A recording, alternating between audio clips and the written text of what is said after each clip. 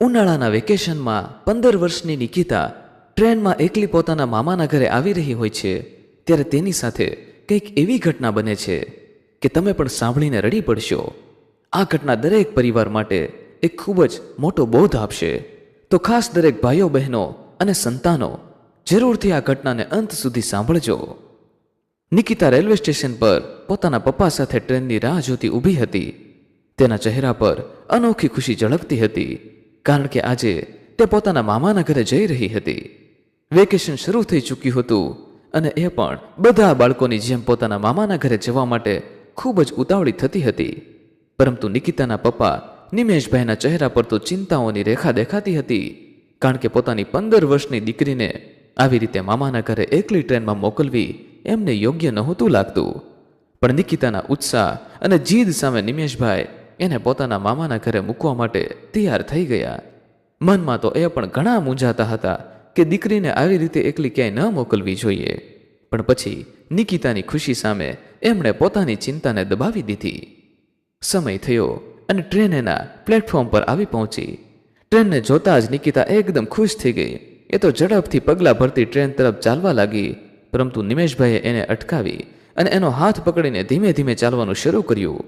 Train સુધી પહોંચવાના રસ્તામાં નિકિતાને એ શિખામણ આપ્યા કરતા હતા કે બેટા, આખા રસ્તા પર કોઈ જોડે કંઈ પણ વાતચીત ના કરતી, અને કોઈ કઈ વસ્તુ આપે તો એને ખાતી નહીં. અને સામે નિકિતા, અરે હા પપ્પા, તમારી બધી જ વાત મને યાદ છે, એવું કહ્યા કરતી હતી. એક પિતાના હૃદયમાં ચાલતા ચિંતાના તોફાનને સંભાળતા નિમેશભાઈ ટ્રેનની અંદર એની દીકરીને લઈને પહોંચી ગયા. એમણે આસપાસ નજર કરી તો મોટા ભાગે ટ્રેનના એ ડબ્બામાં સ્ત્રીઓ જ બેઠી હતી. આ જોઈને એમની ચિંતા થોડી હળવી થઈ અને એમણે થોડો રાહતનો શ્વાસ લીધો. ટ્રેનમાં બેસેલ દરેક મહિલા એમને સારા ઘરની જ લાગતી હતી, પરંતુ એમની નજર બાજુની સીટના ખૂણામાં બેસેલા એક 60 વર્ષના વૃદ્ધ માજી પર પડી. એમને જોઈને નિમેશભાઈને થોડો વિશ્વાસ આવતો હતો, એટલે આ માજીની નજીક ગયા અને એમને વિનંતી સાથે કહેવા લાગ્યા કે માજી, મારી દીકરી એકલી એના મામાના ઘરે જઈ રહી છે. એની પાસે ફોન અને સરનામું બંને મેં આપેલા જ છે, પણ જો એને કોઈ તકલીફ પડે તો તમે એની મદદ કરજો.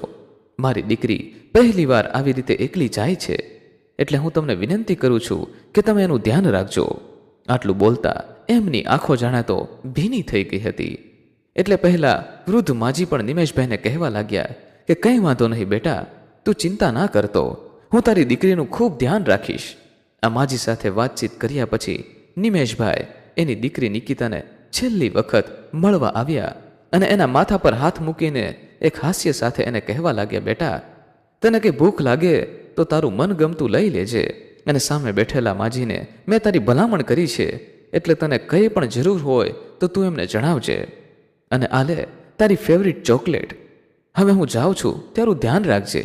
આટલું બોલતા નિમેશભાઈ એકી ટેશે પોતાની દીકરી સામે જોતા રહ્યા અને જેવી ટ્રેનની વિસલ વાગી કે એમને ટ્રેનમાંથી ના છૂટકે ઉતરવું પડ્યું.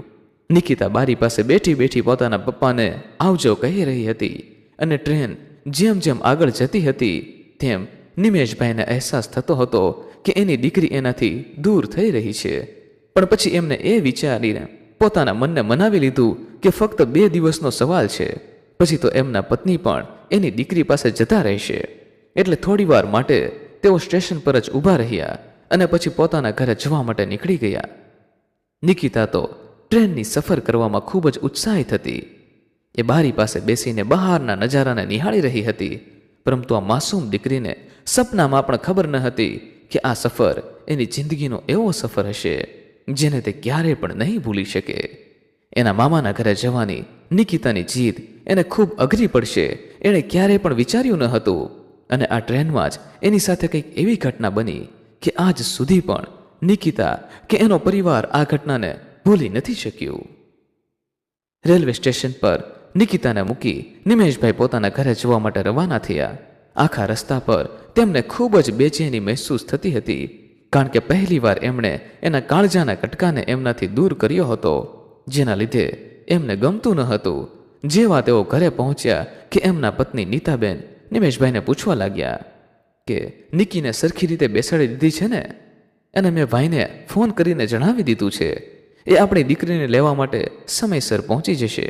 એટલે હવે તમારે ચિંતા કરવાની જરૂર નથી. એટલે નિમેશભાઈ બસ સારું એટલું કહીને પોતાના રૂમમાં ચાલ્યા ગયા. એમનો આવો વ્યવહાર જોઈને નીતાબેન પણ સમજી ગયા કે નિમેશભાઈને એની લાડકી વગર હવે તો ઘરમાં પણ ગમતું નથી. એટલે પોતે મનમાં ને મનમાં વિચારવા લાગ્યા કે હજુ તો દીકરીને 2 દિવસ દૂર ગઈ છે, ત્યાં જ એમનો આવો હાલ છે, તો કાલ સવારે દીકરીને સાસરે મોકલશું ત્યારે એમને શું થશે? અને બીજી તરફ નિકિતા જે પોતાની મસ્તીમાં સફરની મજા લેતી પોતાની સીટ પર બેઠી હતી.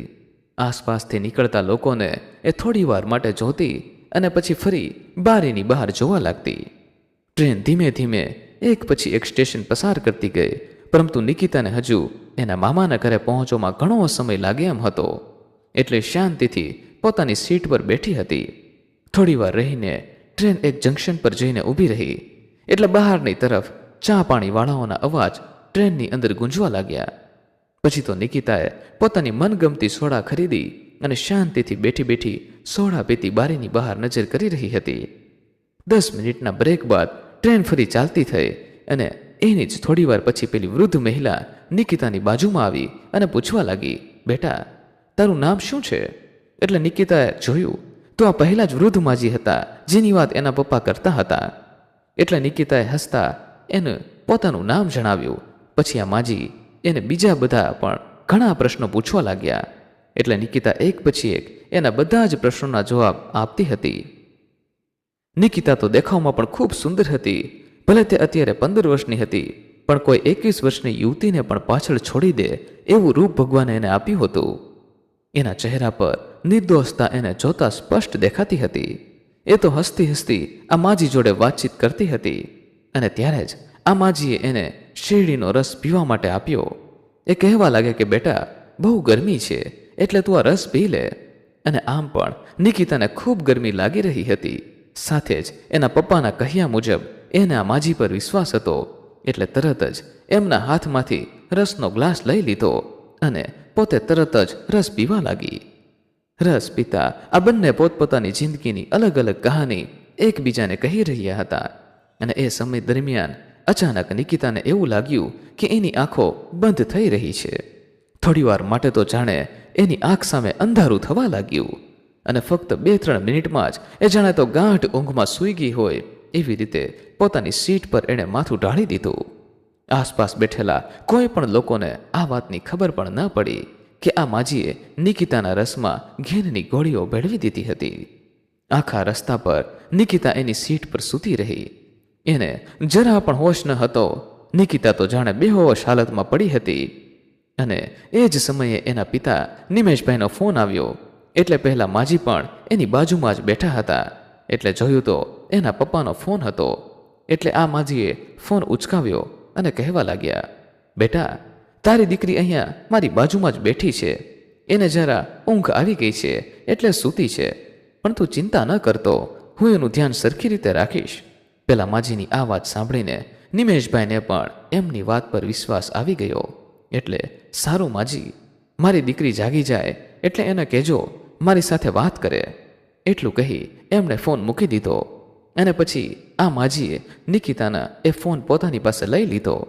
બીજી તરફ આ બધી જ વસ્તુથી અજાણ નિમેશભાઈ જે કોઈ અજાણ્યા માણસના વિશ્વાસ પર પોતાની દીકરીની ખબર અંતર પૂછતા હતા. એમને તો ખબર પણ ન હતી કે જે માણસ પર એ વિશ્વાસ કરી રહ્યા છે એના લીધે આજે એની દીકરી ખૂબ મોટી મુસીબતમાં મુકાવાની છે. સમય ઘણો વધારે થઈ ગયો હતો અને નિમેશભાઈ પણ બેઠા બેઠા રાહ જોતા હતા કે ક્યારે એની દીકરી જાગે અને ફરી એમને ફોન કરે. પણ ઘણા કલાકો વીતી ગયા અને હજુ સુધી નિકિતાનો ફોન આવ્યો ન હતો. સવારની સાંજ પડી ગઈ, પરંતુ નિકિતા હજુ એના મામાના ઘરે પહોંચી ન હતી. અચાનક ટ્રેન એક જંકશન પર જઈને ઊભી રહી અને આ માજી નિકિતાને સંભાળતા એને પોતાની સાથે લઈને નીચે ઉતરી ગયા. નિકિતાને તો હજુ 1-2 જંકશન પછી ઉતરવાનું હતું, પણ પોતે એવી હાલતમાં ન હતી કે એને કંઈ ખબર પડે. અને એની આ હાલતનો ફાયદો ઉઠાવી પેલા માજીએ એને પોતાની સાથે લઈ લીધી. જેવા તેઓ સ્ટેશન પર પહોંચ્યા કે સામેની તરફથી પહેલવાન જેવા દેખાતા 2 લોકો એમની નજીક આવ્યા અને આ માજીને પગે લાગીને એમના પાસેથી બેગ લેવા ગયા. ત્યાં જ આ માજી કહેવા લાગ્યા, બેગ લેવાની જરૂર નથી, પહેલા છોકરીને સંભાળો. બહુ સારી વસ્તુ આજે હાથ લાગી છે અને એમ સમજો તો પણ ચાલે કે પૈસા કમાવાનું મશીન અત્યારે હું લઈને આવી છું. આવું બોલતા તેઓ હસવા લાગ્યા અને એમની સાથે રહેલા પહેલા બે લોકો નિકિતા સામે જોવા લાગ્યા. આ બંને લોકો એવી ખરાબ નજરથી નિકિતા તરફ જોઈ રહ્યા હતા અને એટલી નાનકડી છોકરીને એના બહુ બધા પૈસા લાવશે એ વિચારીને તેઓ ખૂબ ખુશ થઈ ગયા. પછી તો આ ત્રણેય લોકો નિકિતાને લઈને એક મોટર ગાડીમાં બેસીને ત્યાંથી નીકળી ગયા. પાછળની સીટ પર નિકિતા બેહોશ હાલતમાં પડી હતી. એને તો ખબર પણ ન હતી કે એ એના મામાના ઘરે નહીં પરંતુ ક્યાંક બીજે જ પહોંચી ગઈ છે. ગાડીમાં બેસતા જ સૌથી પહેલા આ માજીએ નિકિતાનો ફોન બંધ કર્યો અને કહેવા લાગ્યા કે પહેલાં તો આ છોકરીનો ફોન બંધ કરું, નહીંતર એનો બાપ ફોન કરીને આપણી મહેનત ઉપર પાણી ફેરવી દેશે. એકવાર ફોન બંધ થઈ જાય પછી ભલે ગાંડાની જેમ આમ તેમ એની દીકરીને શોધ્યા કરે. નિમેશભાઈને આ વસ્તુની કંઈ જાણ ન હતી કે એની દીકરી અત્યારે ટ્રેનમાં નહીં પરંતુ કોઈક અજાણ્યા લોકોના હાથમાં આવી ગઈ છે. અને નિકિતા પણ બેહોશ હાલતમાં હતી કે એને ખબર ન હતી કે તે ક્યાં જઈ રહી છે. પરંતુ આગળ તેની સાથે જે થવાનું હતું એ સાંભળીને જ હર કોઈના રૂવાડા ઊભા થઈ જશે. મિત્રો, આગળની ઘટનામાં શું બન્યું તેની વાત કરીએ તેના પહેલા જે પણ મિત્રો આપણો રેગ્યુલર વિડીયો નિહાળી રહ્યા છે અને રેગ્યુલર આપણા વિડીયોમાં કોમેન્ટ કરી રહ્યા છે તે લોકોના નામ અમે આનંદ સાથે અહીં ઉલ્લેખ કરી રહ્યા છીએ. તે નામ આ પ્રમાણે છે: ભરૂચથી યુનુસભાઈ મોગરા, ધાર્મીબેન, મુકેશભાઈ પંચાલ, હર્ષાબેન દિલીપ કુમાર, સોઈબભાઈ મણિયાર, ભરતભાઈ બુધેલિયા, સુરતથી જલંધરા વિલાસબેન આપણા દરેક વિડીયો નિહાળી રહ્યા છે અને દરેક વિડીયોમાં ખૂબ સરસ મજાની કોમેન્ટ પણ કરી રહ્યા છે. મીનાબેન વોરા, નટુભાઈ પટેલ, જીગરભાઈ ભટ્ટ, અરુણાબેન ટાંક, મનોજભાઈ ખુમાણ આપણા આગળના વિડીયોમાં ખૂબ સરસ મજાની કોમેન્ટ કરી રહ્યા છે. સોલંકી નરભેરામભાઈ, ઇકબાલભાઈ, ભગવાનભાઈ પટેલ, મનોરાબેન પટેલ, પ્રવીણભાઈ પટેલ, હસમુખભાઈ શ્રીમલ્લી, અરવિંદભાઈ પટેલ, શોભનાબેન પટેલ, કુલદીપસિંહ ચૌહાણ, શૈલેષભાઈ જાદવ, રાવલ, રશ્મિકાંતભાઈ, ભરતભાઈ પરમાર, ભીખુભાઈ પટેલ, મિલનભાઈ ત્રિવેદી, વિકીભાઈ, મુંબઈથી મુકેશભાઈ દેસાઈ, આ બધા જ મિત્રો આપણા આગળના વિડીયોમાં ખૂબ સરસ મજાની કોમેન્ટ કરી રહ્યા છે. મિત્રો, આ સિવાય પણ ઘણી બધી સરસ મજાની કોમેન્ટ આપ લોકો દ્વારા આપવામાં આવી છે, પરંતુ દરેક કોમેન્ટનો ઉલ્લેખ કરવો શક્ય હોતો નથી. જેથી જે લોકો અતિ સુંદર કોમેન્ટ કરી રહ્યા છે તેમના નામ અમે અહીં ઉલ્લેખ કરેલા છે. આપ સૌ મિત્રોનો અમે હૃદયપૂર્વક આભાર માનીએ છીએ. આવી રીતે જ આપ દરેક વિડીયોમાં કોમેન્ટ કરતા રહો. અને મિત્રો, ખાસ આપના નામની પાછળ તમે કયા ગામથી કોમેન્ટ કરી રહ્યા છો તે પણ જરૂરથી જણાવજો, જેથી અમે તેનો પણ ઉલ્લેખ કરી શકીએ અને આપની કોમેન્ટ વાંચીને આપના સગા વહાલા પણ આપના ઉપર ગર્વ કરી શકે. જેથી મિત્રો, ખાસ દરેક વિડીયોને લાઈક અને કોમેન્ટ કરતા રહેવું. અને હવે ચાલો મિત્રો, આગળની કહાનીમાં શું બન્યું તેની વાત કરી લઈએ. નિકિતાને ગયાને ઘણો સમય થઈ ગયો હતો, એટલે હવે નિમેશભાઈથી રહેવાતું ન હતું. એટલે ફરી તેમણે નિકિતાના ફોન પર ફોન કર્યા અને જેવો ફોન કર્યો એવું એમને જાણવા મળ્યું કે નિકિતાનો ફોન તો બંધ આવે છે. આ સાંભળી તેઓ ખૂબ ચિંતામાં આવી ગયા, કારણ કે નીકળતા સમયે એમણે નિકિતાનો ફોન ફૂલ બેટરીથી ચાર્જ કર્યો હતો અને અચાનક એનો ફોન બંધ થઈ જવો એ એમના માટે થોડું ચિંતાજનક બનતું હતું. એટલે તરત જ એને પોતાના શાળાને ફોન કર્યો અને નિકિતાને ત્યાં પહોંચી ગઈ છે કે નહીં એ જાણવા લાગ્યા. એના શાળાએ વળતા જવાબમાં જણાવ્યું કે તેઓ પણ ક્યારના એની ભાણકીને ફોન કરી રહ્યા છે, પણ નિકિતાનો ફોન તો સતત બંધ આવે છે. અહીંયા રેલવે સ્ટેશન પરથી મને ખબર પડી કે ટ્રેન ફક્ત 10 થી 15 મિનિટમાં અહીંયા આવી જશે, એટલે હું ક્યારનો એની રાહ જોઈને રેલવે સ્ટેશન પર જ ઊભો છું. એટલે નિમેશભાઈ એના શાળાને કહેવા લાગ્યા કે જેવી ટ્રેન આવી જાય અને નિકિતા એની પાસે પહોંચી જાય એટલે તરત જ મને જાણ કરી દેજે. પછી તો આ 15 મિનિટ નિમેશભાઈ માટે 15 વર્ષ સમાન થઈ ગઈ હતી. તેઓના ચહેરા પર પરસેવો આવવા લાગ્યો, કારણ કે એની દીકરી ક્યાંય મુસીબતમાં તો નહીં ફસાઈ હોય ને એ ચિંતા એમને સતાવવા લાગી. અચાનક અડધી કલાક પછી નિમેશભાઈ પર એના શાળાનો ફોન આવ્યો. એટલે નિમેશભાઈને થોડો હાશકારો થયો કે નિકિતા એના મામાને મળી ગઈ હશે. એટલે તેમણે ઝડપથી ફોન ઉચકાવ્યો અને એમને જે જાણવા મળ્યું એ સાંભળીને તો એના હાથમાંથી ફોન નીચે પડી ગયો. એના શાળાએ જણાવ્યું કે મેં આખી ટ્રેનને ફંફોળી નાખી, પણ નિકિતા મને ક્યાંય પણ જોવા ન મળી. મેં એના ડબ્બામાં પણ લોકોને પૂછ્યું, પણ કોઈને એના વિશે કંઈ ખબર નથી. એ જે સીટ પર બેઠી હતી એ સીટ પર એની કોઈ પણ વસ્તુ પડેલી ન હતી. આ સાંભળતા જ જાણે નિમેશભાઈના પગ નીચેથી જમીન સરકી ગઈ હોય એવું એને થવા લાગ્યું. એની નાનકડી દીકરી અચાનક ક્યાં ચાલી ગઈ હશે એ વિચાર એમને આવવા લાગ્યો. એટલે તરત જ એના શાળાને કહેવા લાગ્યા કે તમે સ્ટેશનમાં પૂછપરછ કરો, હું અત્યારે જ ત્યાં આવવા માટે નીકળું છું. પછી તો એક પણ મિનિટનો વિલંબ કર્યા વગર નિમેશભાઈ ત્યાં જવા માટે નીકળતા હતા. અને આ સાંભળતા તો નીતાબેન પણ ખૂબ રડવા લાગ્યા. એ પણ સાથે જવાની જીદ કરવા લાગ્યા, કારણ કે હવે તેને પોતાના પતિની વાત સાચી લાગતી હતી. નિમેશભાઈને પોતાના ઘરથી એના શાળાના ઘર સુધી પહોંચવામાં ઘણો સમય લાગી જાય એમ હતો. એટલે તેઓ સતત એના શાળાને ફોન કરતા હતા, કારણ કે એ ત્યાં પહોંચે એ સમય દરમિયાન પોતાની દીકરી સાથે કંઈ અનહોની ન થઈ જાય એ ચિંતામાં એ સતત એના શાળાને ફોન કરતા હતા. સામે એનો શાળો પણ પોતાની બાળકીને શોધવા માટે હર એક શક્ય પ્રયત્ન કરતો હતો. પછી તો એને યાદ આવ્યું કે રેલવે સ્ટેશનની ઓફિસમાં તેઓ પોતાની બાળકીની પૂછપરછ કરશે તો એને કંઈક જાણવા મળશે.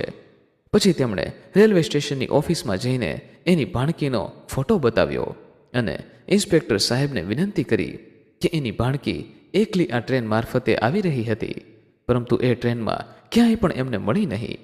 એટલે ઇન્સ્પેક્ટર માઇકમાં એની બાળકીનું નામ અને એના મામા અહીંયા ઓફિસમાં બેઠા છે એવી જાણકારી તેમના માઇકમાં આપી દીધી, જેના લીધે જો ક્યાંય પણ એની બાળકી આ વાત સાંભળી રહી હોય તો તરત જ એના મામા પાસે પહોંચી જાય.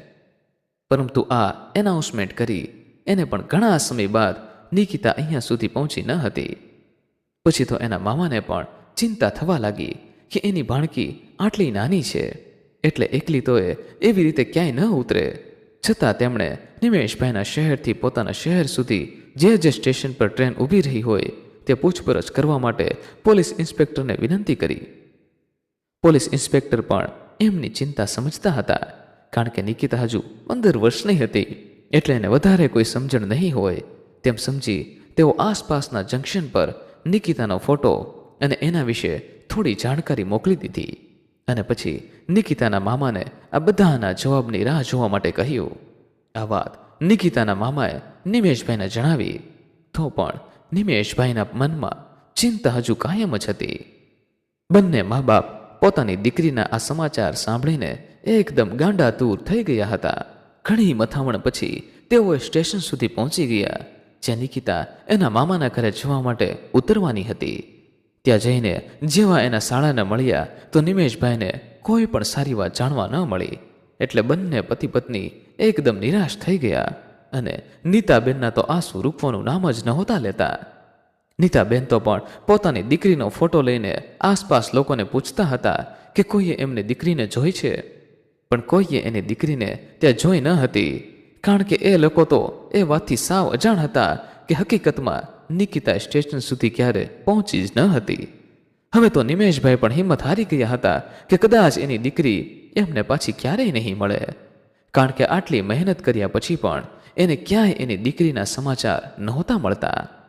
આ બધાની વચ્ચે નીતાબેન તો બસ પોતાને દોષી માનીને સ્ટેશન પર બેઠા બેઠા જ રુદન કરવા લાગ્યા. નિમેશભાઈ પણ પોતાના માથા પર હાથ રાખીને બાંકડા પર જ બેસી ગયા. એ જ સમય પર એને એક અવાજ સંભળાયો, પપ્પા, પપ્પા, હું અહીંયા છું. એટલે તરત જ નિમેશભાઈના કાન ચમક્યા અને એમણે પાછળની તરફ નજર કરી તો સામે એની દીકરી નહીં, પણ એની દીકરી જેવી જ એક નાનકડી છોકરી પોતાના હાથમાં ફુગ્ગો લઈને આગળ દોડી રહી હતી અને પાછળ એના મમ્મી પપ્પા શાંતિથી ચાલીને આવતા હતા. એટલે આગળ દોડીને પાછળ પોતાના પપ્પાને કહી રહી હતી કે પપ્પા, હું અહીંયા છું. થોડી વાર માટે તો નિમેશભાઈને એમ થઈ ગયું કે જાણે એમની નિકી જ એમને અવાજ લગાવતી હોય, પણ આ ફક્ત એમનો ભ્રમ હતો. એ નાનકડી છોકરીને પોતાના પપ્પા સાથે ચાલતા જોઈને પોતાને રોકી ન શક્યા અને એ પણ પોતાની દીકરીને યાદ કરીને રડવા લાગ્યા. આ દુઃખ એમના માટે ખૂબ અસહ્ય હતું, કારણ કે એ ક્યારેય પણ પોતાની દીકરીને આવી રીતે એકલી મોકલવા નહોતા માગતા. અને અચાનક એમનામાં થોડી હિંમત આવી. એને પોતાના શાળાને કહ્યું કે આપણે કામ કરીએ, મારા શહેરથી અત્યાર સુધી ટ્રેન કુલ કેટલા સ્ટેશન પરથી ગઈ છે એ જાણી લો અને પછી આપણે એક પછી એક બધા સ્ટેશને રૂબરૂ જ પૂછતાછ કરતા આવીએ. એટલે પછી આ ત્રણેય એક પછી એક સ્ટેશન પર જઈને પોતાની દીકરીનો ફોટો બતાવીને તે હાજર રહેલા બધા જ લોકોને એના વિશે પૂછવા લાગ્યા. પણ કોઈને એના વિશે કંઈ ખબર ન હતી. આવું કરતા એમને ઘણો સમય વીતી ચૂક્યો હતો, પણ હજુ પેલા રેલવે સ્ટેશનની ઓફિસમાંથી પણ એને કોઈ જાણકારી મળી ન હતી. છતાં એમણે પોતાની કોશિશ શરૂ રાખી અને ફરી નવા સ્ટેશન પર આગળ વધ્યા. પોતાની દીકરીને શોધતા રાતનો સમય થઈ ચૂક્યો હતો અને હવે તો નીતાબેનનો જીવ પણ ગભરાતો હતો. કારણ કે નાનકડી દીકરી હવે ક્યાં છે અને કઈ હાલતમાં છે એ વિચારીને જ નીતાબેનના હાલ બેહાલ થતા હતા. તેઓ સતત નિમેશભાઈને રડી રડીને કહેતા હતા કે તમે જલ્દીથી મારી દીકરીને શોધી લાવો. એટલે નિમેશભાઈ પણ પોતાની પત્નીને સમજાવતા આગળ વધતા હતા. જેવા તેઓ આગળના સ્ટેશન પહોંચવા આવ્યા હતા કે અચાનક એની ગાડીમાં પંચર પડી ગયું.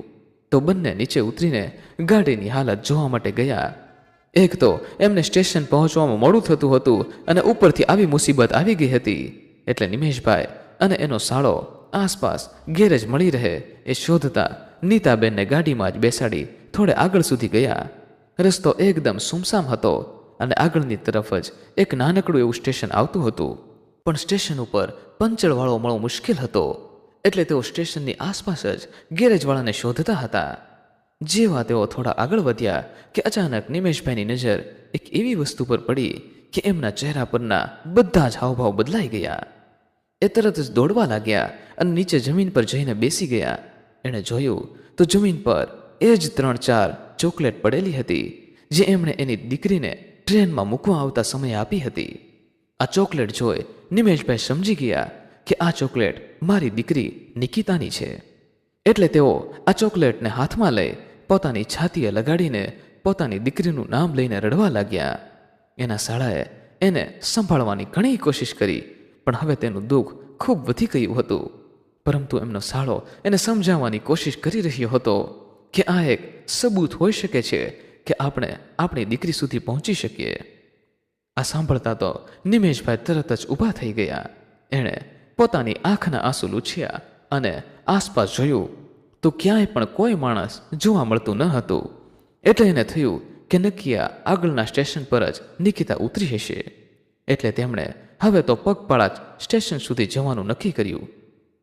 ઝડપથી તેઓ નીતાબેન પાસે પહોંચ્યા અને પછી તો આ ત્રણેય લોકો સ્ટેશન પર પગપાળા ચાલતા થયા.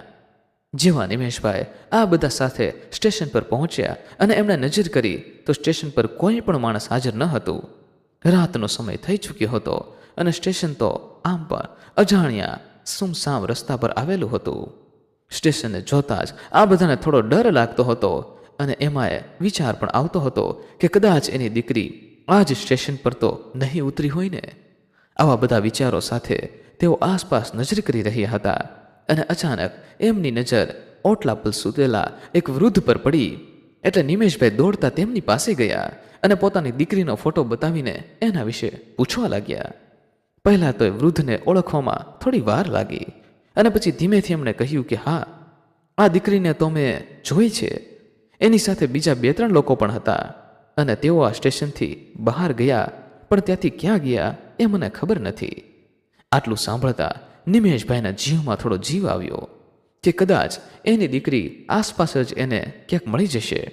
પણ એની સાથે રહેલ 2-3 લોકો વિશે જાણી એમની ચિંતા થોડી વધવા લાગી. કારણ કે નિકિતા તો એકલી જ પોતાના મામાના ઘરે જવા માટે નીકળી હતી. અને અચાનક આવી વાત સાંભળતા નિમેશભાઈ અને નીતાબેનને પણ નબળા વિચાર આવવાના શરૂ થઈ ગયા. કારણ કે નિકિતા તો હજુ ખૂબ નાની હતી. જેવી એમને ખબર પડી કે પોતાની દીકરી આ સ્ટેશન પર ઉતરી હતી એટલે તરત જ એમણે પોલીસ ઇન્સ્પેક્ટરને આ બાબતે જાણ કરી અને એમની મદદ લેવા માટે વિનંતી કરી. પોલીસ ઇન્સ્પેક્ટરની ટીમ પણ એમના જણાવેલા સ્ટેશનના એડ્રેસ પર પહોંચી ગઈ અને પછી નિમેશભાઈ પોલીસને એ જગ્યા પર લઈ ગયા જ્યાં એમણે નિકિતાને આપેલી હતી એવી જ ચોકલેટ જમીન પર પડેલી જોઈ. પોલીસ ઇન્સ્પેક્ટરે જણાવ્યું કે અહીંયા તો કોઈ પણ લોકો રહેતા નથી, પણ છતાં અમારી ટીમ આસપાસ તપાસ કરવા માટે મોકલીએ છીએ. નિમેશભાઈ હાથ જોડીને આ ઇન્સ્પેક્ટરને વિનંતી કરવા લાગ્યા કે અમને પણ તમારી સાથે લેતા જાઓ. એટલે જે રસ્તા પર એમણે ચોકલેટ જોઈ હતી એ જ રસ્તા પર એમણે આગળ વધવાનું શરૂ કર્યું. નીતાબેન તો સતત ભગવાનને પ્રાર્થના કરતા હતા કે એમની લાડકી દીકરી સહી સલામત એમને મળવી જોઈએ, અને કદાચ એના પપ્પાની દીધેલી આ ચોકલેટ એક રસ્તો હોય કે તેઓ નિકિતા સુધી પહોંચી શકે. તેઓ ઘણા આગળ વધ્યા, પણ ક્યાંય એમણે કોઈ વ્યક્તિ પણ જોવા મળતું ન હતું. એટલે પોલીસ ઇન્સ્પેક્ટર પણ નિમેશભાઈને સમજાવવા માંડ્યા કે તમારી દીકરીને કોઈકે પકડી લીધી છે અને તમારી પાસેથી રૂપિયા લેવાની લાલચમાં એ તમારી દીકરીને લઈ ગયા હશે. હવે એક કામ કરો, તમારા પર કોઈનો ફોન આવે એની રાહ જુઓ, પછી આપણને આગળ શું કરવું એની કંઈ ખબર પડે. આ વાત સાંભળી નિમેશભાઈ તો એકદમ ગુસ્સે થઈ ગયા અને પોલીસ ઇન્સ્પેક્ટરને કહેવા લાગ્યા કે સાહેબ, તમને જરા પણ અહેસાસ છે કે તમે શું બોલી રહ્યા છો? અત્યારે મારી દીકરી મને મળતી નથી અને તમે એ લોકોના ફોન આવવાની રાહ જોવાનું કહો છો. જો તમારાથી આ કામ ન થઈ શકે એમ હોય તો મને સીધે સીધું કહી દો, હું જાતે જ મારી દીકરીને શોધી લઈશ. પછી તો પોલીસ ઇન્સ્પેક્ટર પણ નિમેશભાઈના મનની સ્થિતિ જાણતા હતા, એટલે તેઓ પણ આ બધા સાથે આગળ જવા માટે તૈયાર થઈ ગયા. ફરી બધાએ આગળ જવાનું નક્કી કર્યું. પોલીસે પોતાની આખી ટીમને ચારે તરફ શોધખોળ કરવા માટે મૂકી દીધી, અને અચાનક તેમને એવી જાણ થઈ કે જંગલમાં હજુ 2-3 કિલોમીટર આગળ એક નાનકડું ઘર છે, જેની લાઇટ અત્યારે શરૂ છે. ત્યાંથી થોડા ઘણા લોકોનો અવાજ પણ આવી રહ્યો છે. એટલે પોલીસ ઇન્સ્પેક્ટરે બધાને ત્યાં પહોંચવા માટેનો ઓર્ડર કર્યો, અને નિમેશભાઈ પણ પોતાના પરિવારને લઈને તે પહોંચવા માટે નીકળી ગયા. ધીમે ધીમે કરતા તેઓ આ ઘર સુધી પહોંચી ગયા. દૂરથી નજર કરી તો ત્યાં 4-5 લોકોનો અવાજ આવતો હતો, પરંતુ નિકિતાનો અવાજ ક્યાંયથી સંભળાતો ન હતો. પોલીસ ઇન્સ્પેક્ટરે જણાવ્યું કે આ લોકો તમારા માટે થોડા જોખમી હોઈ શકે છે, એટલે તમે અહીંયા ઊભા રહો, અમે લોકો અંદર જઈને તપાસ કરતા આવીએ છીએ. પરંતુ પોતાની દીકરીને બચાવવા માટે નિમેશભાઈ ગમે તે જોખમ પોતાના ઉપર લેવા માટે તૈયાર હતા. એટલે નિમેશભાઈએ જીદ કરી કે પોતે પણ પોલીસ ઇન્સ્પેક્ટર સાથે અંદર જશે, અને નીતાબેન અને એનો ભાઈ ત્યાં ને ત્યાં જ પોલીસ ઇન્સ્પેક્ટરે કહ્યા મુજબની જગ્યા ઉપર ઊભા રહ્યા. પોલીસે પોતાની આખી ટીમને લઈને સીધા ઘરની અંદર ઘૂસી ગયા અને જોયું તો ગુંડા જેવા દેખાતા 3-4 લોકો ત્યાં ઊભા હતા, અને એક વ્યક્તિ ત્યાં ખુરશી પર બેઠેલ હતું.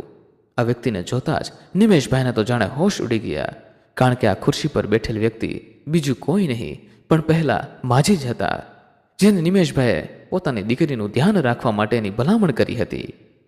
જેના પર એણે આટલો વિશ્વાસ કર્યો હતો, એણે જ એની દીકરી સાથે આવું બધું કર્યું એ વિચારીને નિમેશભાઈને ઘણો ગુસ્સો આવતો હતો.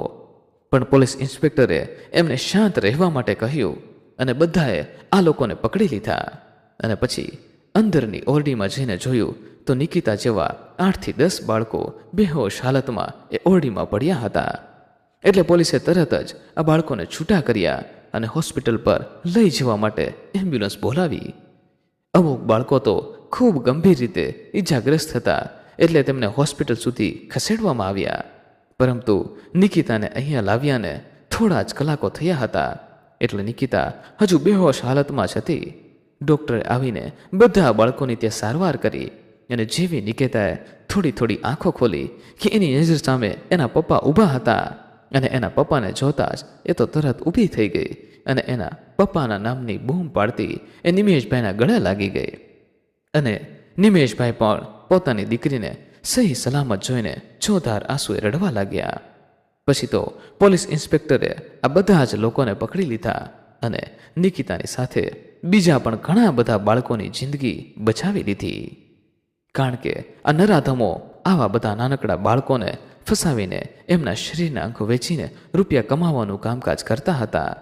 જેવા આ લોકો પકડાઈ ગયા કે નીતાબેન અને એનો ભાઈ પણ આ ઘર સુધી પહોંચી ગયા, અને પછી જે થયું એની કોઈએ કલ્પના પણ નહોતી કરી.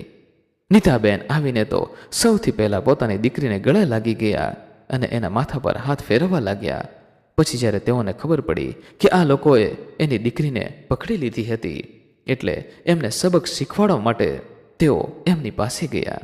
અને જેવા નીતાબેને આ લોકોને જોયા કે જાણે તો એની આંખો ચાર થઈ ગઈ, કારણ કે નીતાબેને વૃદ્ધ મહિલાને ખૂબ સારી રીતે ઓળખતા હતા, અને આ વૃદ્ધ મહિલા પણ નીતાબેનને જોઈને આશ્ચર્યચકિત થઈ ગઈ, કારણ કે આ વૃદ્ધ મહિલા બીજી કોઈ નહીં પણ નીતાબેનની પોતાની માં હતી.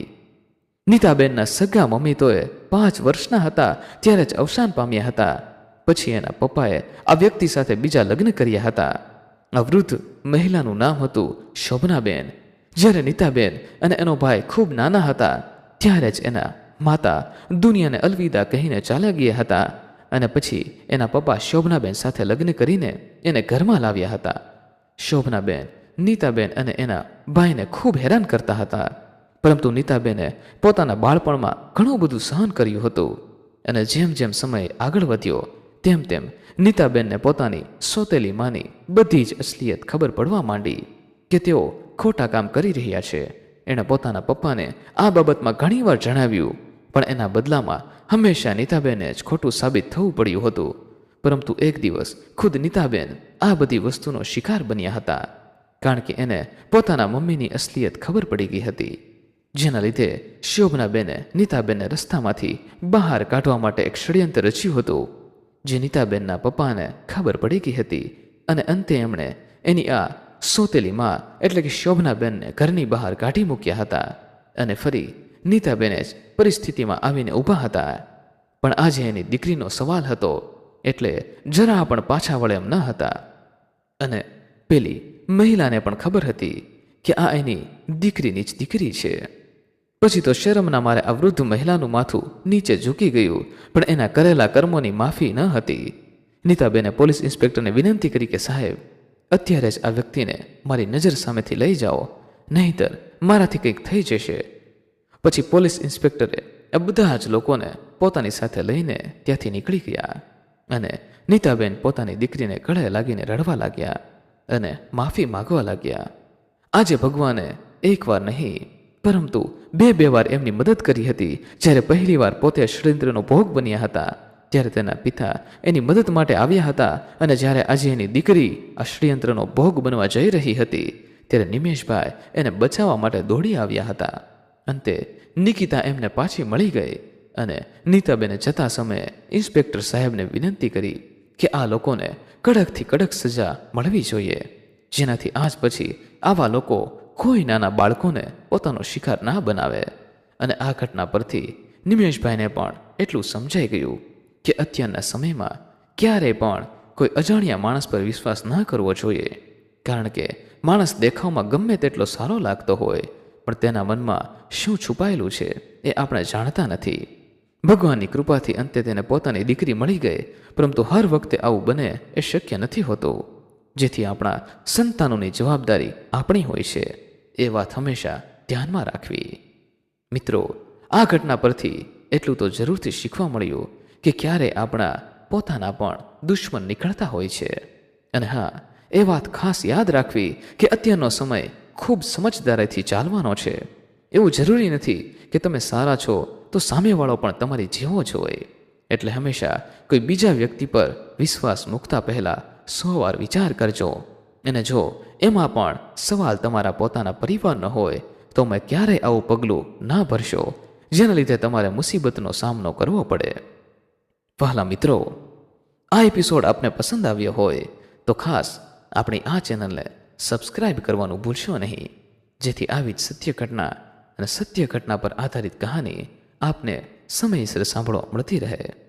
તેમજ મિત્રો, આ કહાની વિશે આપનું શું કહેવું છે તે પણ આપ અમને કમેન્ટ બોક્સમાં જરૂરથી જણાવજો. ફરી મળીશું મિત્રો કોઈ નવા એપિસોડ સાથે.